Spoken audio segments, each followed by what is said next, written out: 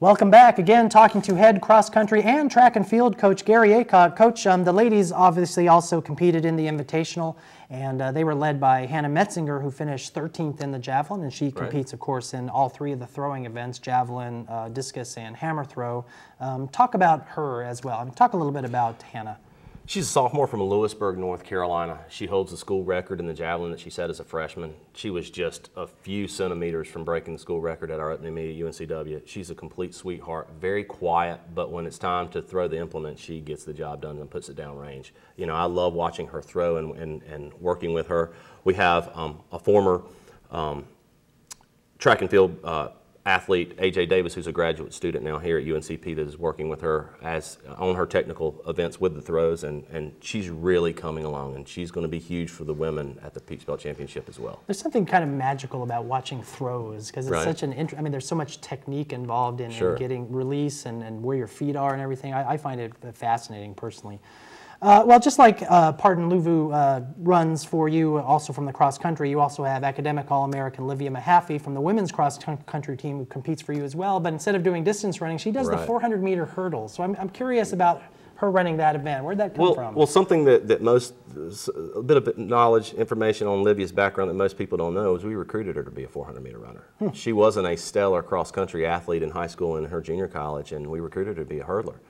She came to UNCP, and we convinced her to run cross country after a time trial, and then we can list her success in cross country because the accolades are nearly endless. But I asked her in her senior year, what events do you want to compete in track and field? And she says, I love to hurdle and I love the 400 hurdles. And I said, well, then that's what you're going to do as a senior. So she's going to be shooting at hopefully a provisional qualifying spot to the national championships. Training's going well for her right now, and when it's time to run fast, Livia's always okay. Well, she hasn't trained very much in that in the previous 3 years here. No, she's been running mid-distance and distance up until the senior year. So she's having to retrain some old muscles, I suspect. Yeah, and she's doing a great job.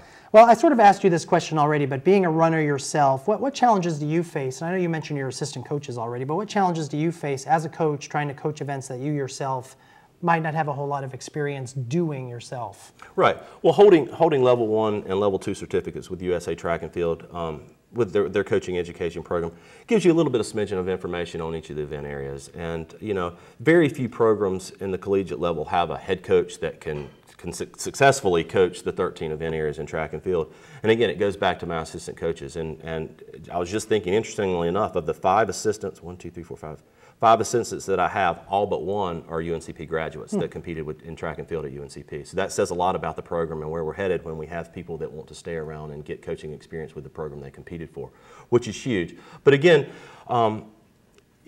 covering the event areas, the first thing that I knew that I had to do was find some help that had experience with the school, experience with the team, and that I had confidence in that could help the men and women train and compete. And been very fortunate and blessed that we have the right people in the right place. Sounds like Coach Rogers left a heck of a legacy here. Absolutely, absolutely. Well, up next for you guys is the Weems-Baskins Invitational that takes place on the campus of the University of South Carolina. It's this weekend. What are you hoping to see there? Well, the Weems-Baskin Invitational, again, hosted by South Carolina, is going to be a huge meet for our sprinters and mid-distance runners because typically that's the highlight of the South Carolina program. Thus, that's the notice that they get at their meet. I'm just looking for continued success from both the men's and women's program. It looks as though we're going to be taking a full squad, both on the men's side and the women's side, to Columbia on Saturday.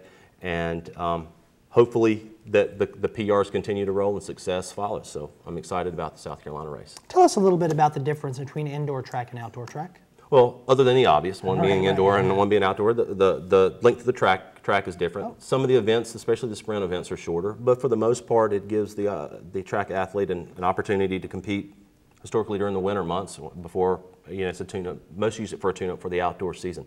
But other than that, the training for indoor and outdoors is very similar. All right. Well, finally, Coach, the Peach Belt Championship is coming up just a few weeks away. How exciting is it for you to have track and field as an official Peach Belt sport for the first time? Tons of excitement, but just about as much nervousness. And again, it being the inaugural season, with some Peach Belt members that we've brought in that are going to be track-specific members of the conference, you really don't know what level of competition to expect. So doing the research about where we stand within the conference, we use that as motivational talking points with the student athletes. It's going to be a big meet, shorter college in Rome, Georgia, at the end of April, so We're looking forward to it, Coach. We appreciate it, and good luck this weekend. Thank When you. we're going to come back, we're going to talk a little bit of strength and conditioning with Coach Joey Hannett.